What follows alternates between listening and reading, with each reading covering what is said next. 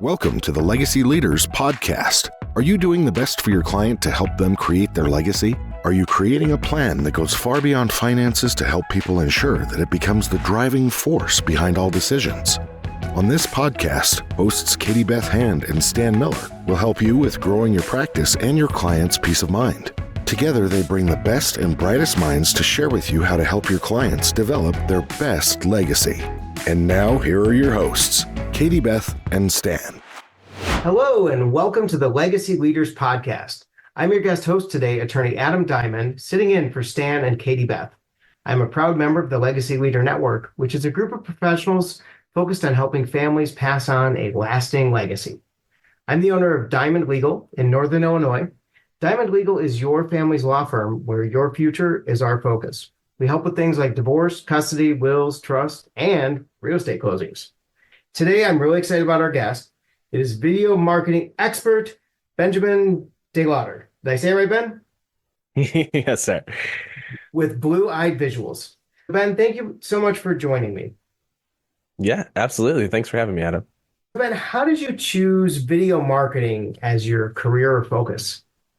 Yeah, so growing up, I always had an interest in photography. Anytime I would see a photo that was good, I'd be able to recognize it and see aspects about it that I thought were interesting. So that was something that had always interested me, but I never really pursued it. And then after I'd become an adult and I was looking for different career opportunities, I was like, with my personality, I have to get into something that I enjoy and something I'm interested in and want to continue learning.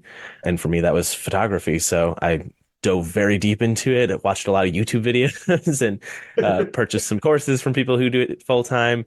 And just went all in and very quickly started building my business in that. I actually started in weddings, as a lot of people do when it comes to photography and video. And during that process, I actually had somebody ask me if I could film a video for their wedding. And I was like, I do photos, but I'm sure I could figure it out. So being me, I dove very deep into research on how is video different than photos, and I went through that whole process. And then once I did it, I was like, this is awesome because it's not just capturing a moment in time. You have motion and you have the emotion from the music and from people's voices.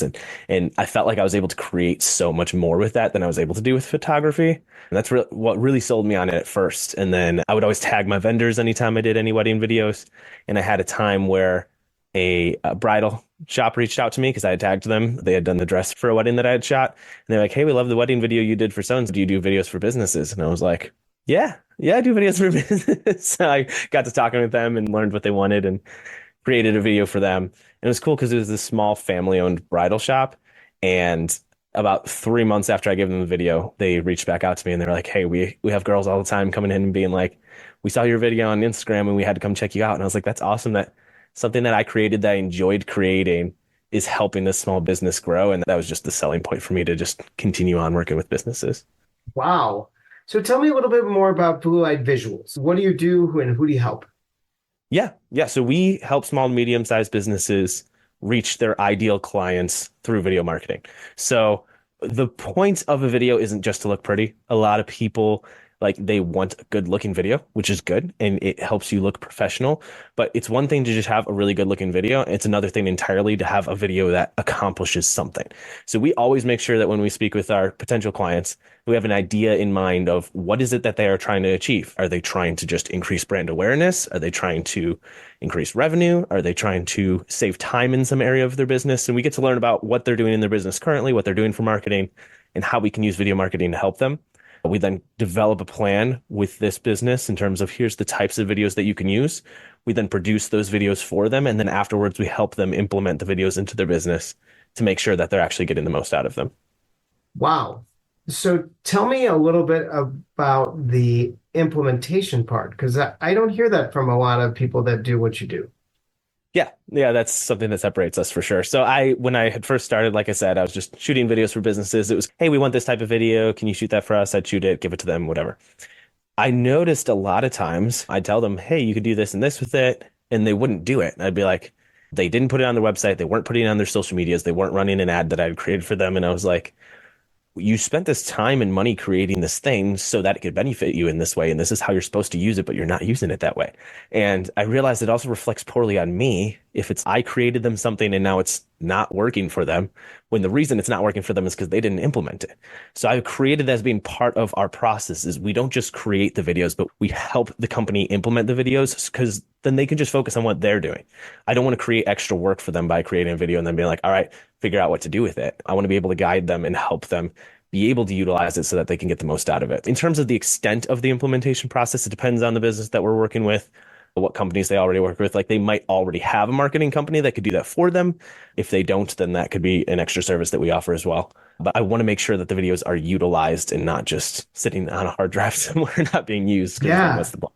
And no, and so at the start, you're working with the business owner in a lot of cases to understand what's the why behind Yes. why are they creating it, and then make sure you have an implementation plan. So it sounds like, to summarize, you do play nice with others if they have an existing marketing team. Yes, absolutely. But if someone doesn't have anything, they're in a hustle market sell as a business owner, you can help them come up with some easy steps to utilize and implement the stuff you do. Is that right? Yes, and like you said, that's part of the initial conversation in terms of what is the why for the video. Because again, a lot of companies they just know that they need video because it's such a prevalent thing now where it's like you need video for your business. But a lot of people are just going out and hiring somebody to make a video for them because they know they need video, but they don't have an idea of what am I going to do with this and what is it going to accomplish. But all that goes into the video creation process. I can't create a video for someone speaking to their target clients if I don't know who their target clients are, or I can't make a video for them that's going to help them train employees in a certain aspect of their business if I'm not really sure what they even do. So a big part of that initial conversation is figuring out what is it that they are doing for the business? What are they trying to achieve? And how can we use video to get them there as opposed to let's make a nice looking video. So what are the different ways you shoot video? Is it always on site? Is it remote? Or how does that typically work? Yeah, that's a good question. So it depends on the client. Typically on site is what we do. We could go to the point of renting a space and hiring actors and doing all that. We don't do that as often because a lot of the types of videos we create, we want to showcase the personality and the reality of a business. So a lot of it is us going on site to where they are. We work with a lot of home construction type companies. So whether it be construction companies, roofing companies, things like that, home remodeling companies. So a lot of times what we will do is we'll shoot interviews of the owner or some employees or whatever. If they have a showroom, we'd shoot it there. Or if they have an office space, we'd shoot it there. Them in their elements, which does multiple things. One, it represents them in their element. Also, it helps them to feel comfortable during the interview process. That's a big portion for us. Any video that we're doing that we are shooting an interview, the main goal is to have the person come across like you're just having a conversation with them. I don't want them to come across as salesy or like they're just trying to sell whoever's watching the video, because you're going to feel that. If you're watching a video and you feel like you're just being sold to, it gives you this feeling of, I don't want this thing. But if you could feel the authenticity of, here's this real person that got into this business for a real reason, and like I can connect with that reason. So a big reason that we do the way we do when it comes to interviews is to make people feel as comfortable as possible so that across camera, people can feel that. They can feel that authenticity and they don't feel like they're just being sold to. So a lot of that, the initial, let's say we shoot an interview, we'll do that at their office space or their showroom or whatever it is that they have. And then we'll shoot a lot of B-roll, which is extra footage to go over it. Nobody wants to watch like a, I don't know, minute to 2 minute video of someone just sitting there talking.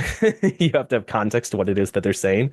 So let's say it is a remodeling company. We'd then shoot part of a remodeling process. Maybe we'd shoot some before shots of what a space looks like, and then we'd show them tearing stuff out, tearing out cabinets, breaking up floor and stuff. And then you see them putting in the new stuff. And then you see a quick, here's the before and here's the after. It gives context to what they're saying. You get to understand what they do, not just from what they're saying, but visually as well. So those are some of the main types of videos that we create. It can differ per business, but a lot of what we do is on site with the business, showcasing what they actually do. Wow, that's got to be really powerful to hear both the owner's voice and to see those types of things. Do you have a specific geographic area you focus on helping clients in?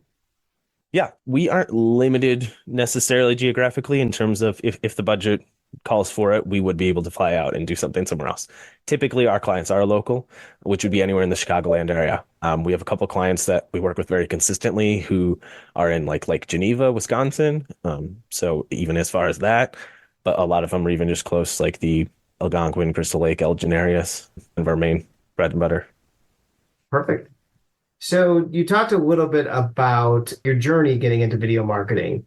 So did Yeah. you have any influences that inspired you to go this direction with your career? Yeah, I would actually say my dad in a way. My dad's not a photographer or a videographer. He did take a lot of videos of us growing up, which is cool. And being able to see, go back and watch videos of like me as like a 1 year old, and then even comparing that to my son now and seeing like how we have similarities is so cool. So like he had that initial aspect. I think that type of stuff is what was almost even the initial influence for me getting into video, being able to go back and see videos like that and see how cool that is. Because a lot of times we don't really think about how awesome video is. Like we're literally capturing a moment in time that is not going to happen again, but we can relive it as if it has later on. And then the way you can utilize that for business, but even just your family, being able to, my wife always tells me I don't record our kids. I'm like, I do it for a job. It's nice to do it at home as well. But it, it's so cool to see, be able to even just utilize it, even just on your phones. Like nothing, not everything has to be professional. I even suggest for businesses, like if you don't have any video and you can't afford a professional videographer right now, shoot stuff yourself. It is better that you have video and you have those moments and you have those ways of portraying yourself out there in general. And then if you can afford the more professional stuff later, then do it. But having something to that capacity, like there's no downside to it. So yeah, I would say that was my initial thought process, but then also the fact that, again, like I said, I'm someone who, if I'm passionate about something, I'm like all in on it. And I was like, I know that whatever I go into as a career has to be something that I enjoy.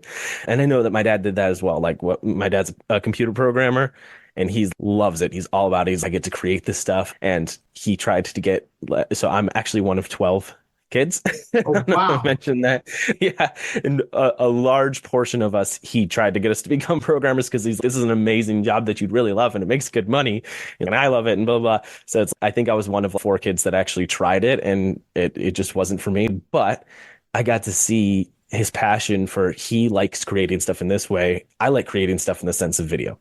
So it helps me in deciding here's something that I'm passionate about and that I want to pursue and that I want to learn more of and that I'll enjoy doing. And it's been great. Wow. That is definitely an influence to say the least. From computer programming to video marketing. Although I could see that and I could see how you appreciate connecting things, having that background and having seen how the sausage is made, so to speak. So, what do you enjoy most about video marketing?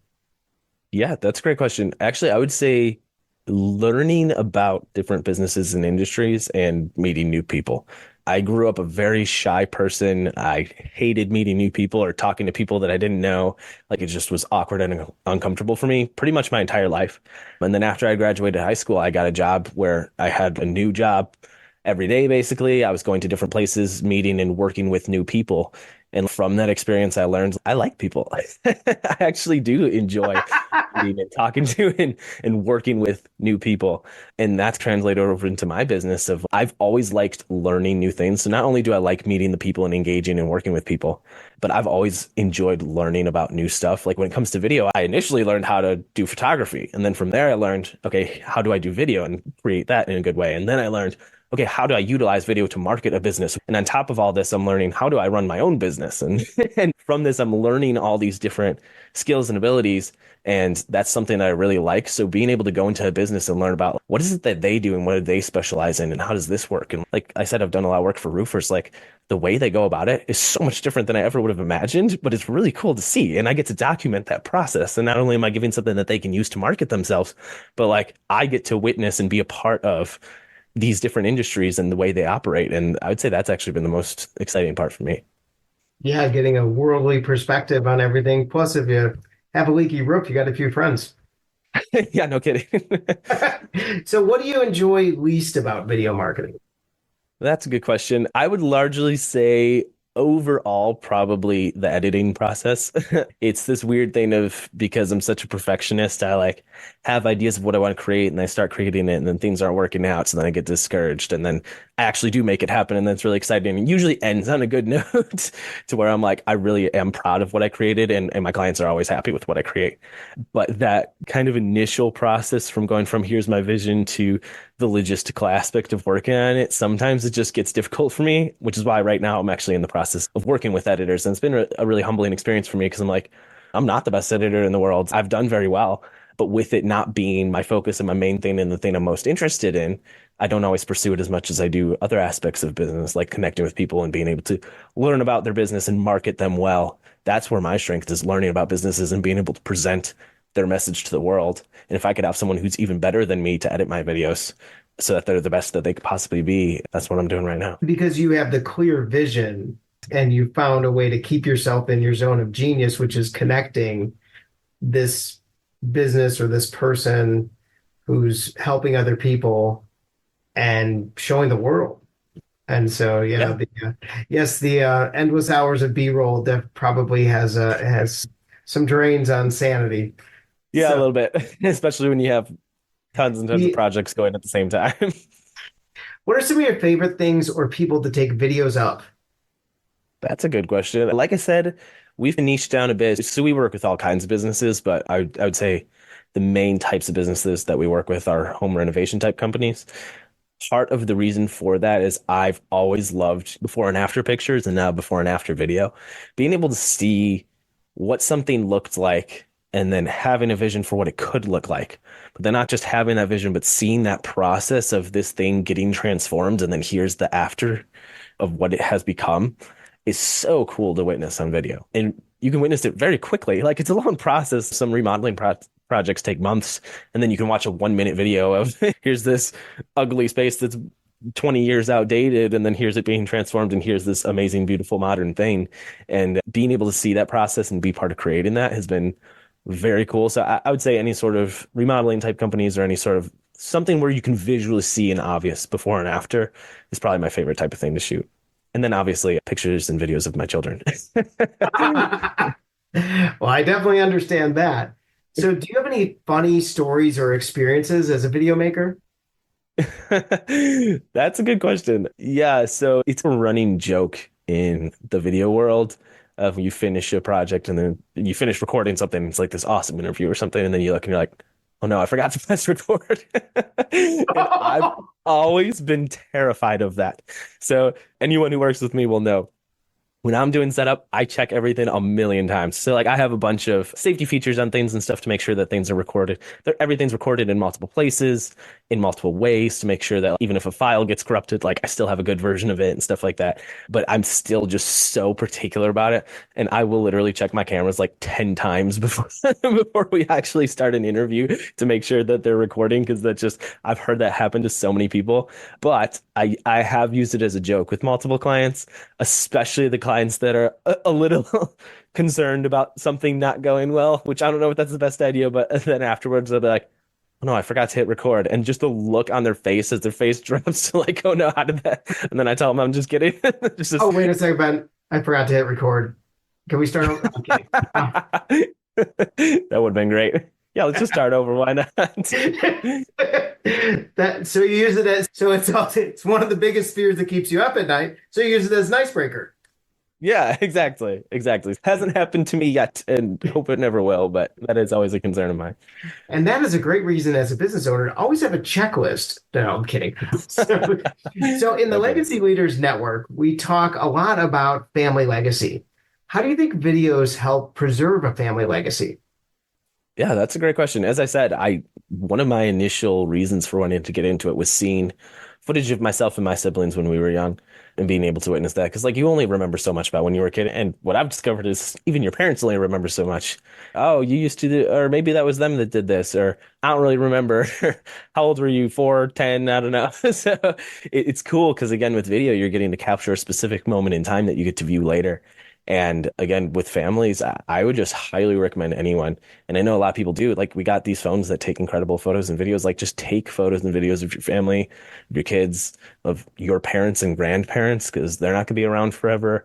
And being able to have that stuff continually and forever. And now even like there are even services of if you have old stuff that like your parents took that are on CDs, which are so dated now, or even further back, like if you've got things on cassettes or VHS players or anything like that, there are actually services that can convert that stuff to digital files. Slides with the carousel that goes around. Yeah, yeah, but like any of that old stuff can be converted now into digital files that you could still have to this day, and that's just a really cool thing. Like even just thinking about my grandkids or great grandkids being able to see pictures of their parents and grandparents and stuff when they're older is just, it's such a cool concept to me. Yeah. Now, if people want to preserve or store their family videos, do you have any recommendations or tips? Yes. So my wife likes to take an incredible amount of photos of our children. So I think she has, I'm not even exaggerating. So my son is 2.5 and my daughter's 10 months old. And she has, I think, close to 40,000 photos of them. So a That's a few lot. here and there. Yeah, right. Hard to keep organized or to the main thing is the data. That's so much data. And what she was doing for a while, because she was terrified of losing them, was she would take these photos from her phone and then she'd move them to her computer and then from her computer to a hard drive. But then she started getting concerned, okay, what if I lose this hard drive or it gets corrupted? So then she's also transferring it from that hard drive to another hard drive. There's this huge stressful process for her. Then she's running out of space on her phone and she's like, I can't take new pictures of her kids because I need to keep up with this. And it's just a whole thing. And I was like, use cloud storage. Is there some possibility that Apple will screw up and lose all your stuff? I guess maybe, but then do both. Do both. But with cloud storage, you're able, not just Apple. I use an Android. I'm very anti-Apple for all you Apple people out there. But my wife is not. We make it work somehow. Both Google and Apple have really cool ways of doing cloud storage to where you take a photo and within seconds or minutes, it's uploaded onto a cloud. You don't have to worry about if it gets deleted off your phone. It's somewhere else. You can access it from your computer or from anywhere else. Honestly, you can access it from somebody else's computer if you log in or whatever. Cloud storage is just a great way of being able to save that stuff and make sure it's accessible from anywhere, but also saved in a place where you're not having to worry about it accidentally getting deleted or anything like that. So I'd highly recommend that people use cloud storage. It's changed our life. Don't fear the cloud. Yeah, 100%. And Embrace if the you want to cloud. also store physically, then do that as well. But it's the most convenient and quickest way to make sure like your stuff is also getting put in a different place other than where you just took it. So Great tip. Now, if people want to take better videos, what would some key pieces of advice be for people that are DIYing it or doing it themselves? yes. So the number one thing that makes that people drop off of video for is bad audio. So if you're trying to create videos, whether it's for your business or something else, and you want it to be viewed, audio is the most important thing. Now, if you're just taking videos of your family or whatever, that's one thing. If you're trying to create a professional business video, like you can buy lavalier mics. That's one that clips onto you that you Mhm. can then run into your phone for very cheap, like $30 or something like that. Even that will substantially increase the audio quality versus just your phone speaker. So I'd say that's tip number one. The second thing, in terms of visuals, the number one thing that makes video or photo look good is proper lighting.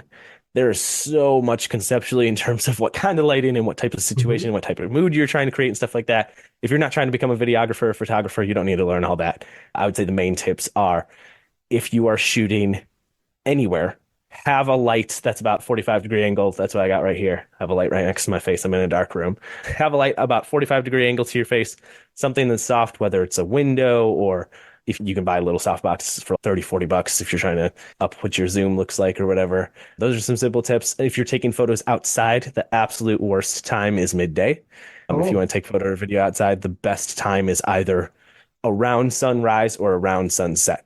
And you'll find even just with your regular phone photos, they will look 1,000 times better if you take them around sunrise or sunset versus if you take them midday.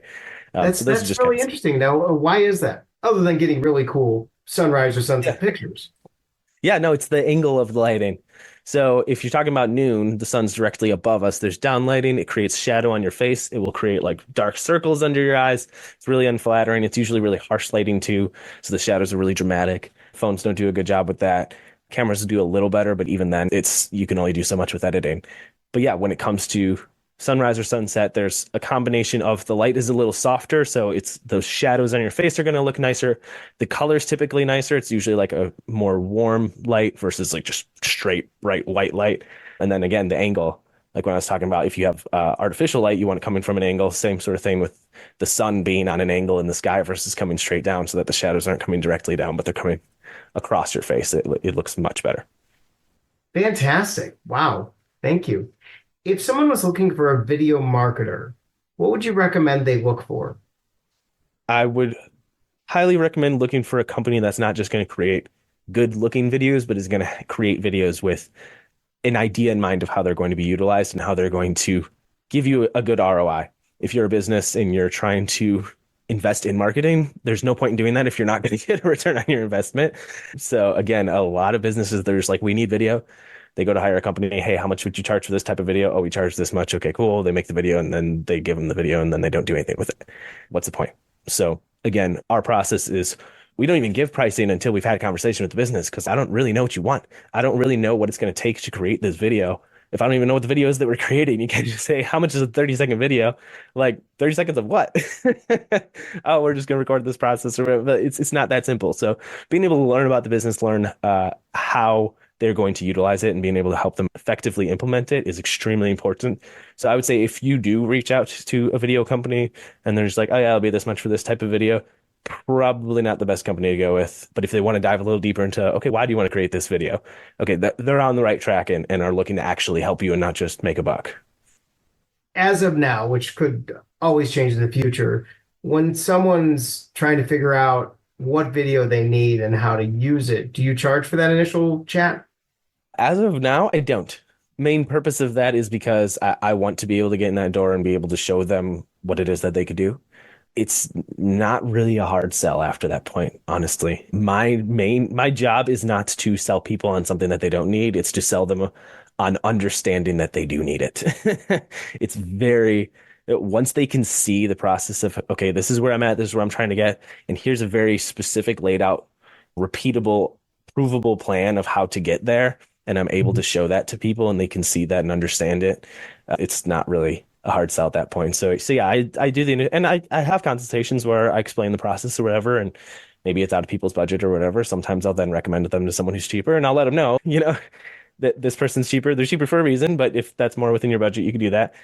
But I always like being able to have that conversation and helping people and even being able to get into their head about it. Cause I've had sometimes even where I've had a conversation with someone, we get a really good idea for what they're doing for their business and then they can't afford it right now, but then a year later they can, and we work on that and it's great. So yeah, currently I don't charge for that consultation. If somebody wants to, we can have a free half-hour consultation. That's just the initial conversation. And then we dive, once they do hire me, we dive a lot deeper into Of course. specifics on how we're going to create it. Because you're delivering so much value in what you're saying, I wanted to make sure the audience knew that, this is an initial discovery call to make sure that they understand the value and see the vision, but also you tie it to reality, be like, yeah, this is a beautiful video that you're going to feel great about, but this is the way it's going to make you money if you're a business owner. Exactly. Or, so, I typically do. Oh, sorry, go ahead. Oh, go ahead. No, I typically do a two meeting process. So the initial meeting is about half an hour to an hour, depending on the person and how they speak. But that's information gathering about their business, what they're currently doing, stuff like that. From that, I then create the plan of here's how we can help you. I present that to them in a second meeting, again, in a way that's easy to understand, but it takes a little bit to actually be able to present that to people and help them understand it. We use video examples. We show metrics and stuff like that to be able to show them how all that works. And then after that point, if they do actually sign on with us, then we dive a lot deeper again to make sure that what we're creating is as accurate as possible. I don't want to, again, you can't learn everything about a business in half an hour to an hour. That's more just getting the initial concept ready. If I were to be doing my full deep dive, like from the get-go and creating a plan from that, yes, I would definitely charge for that, but that's part of the process once they're under contract. Yeah, no, that makes a lot of sense. So who would be your ideal client to work with?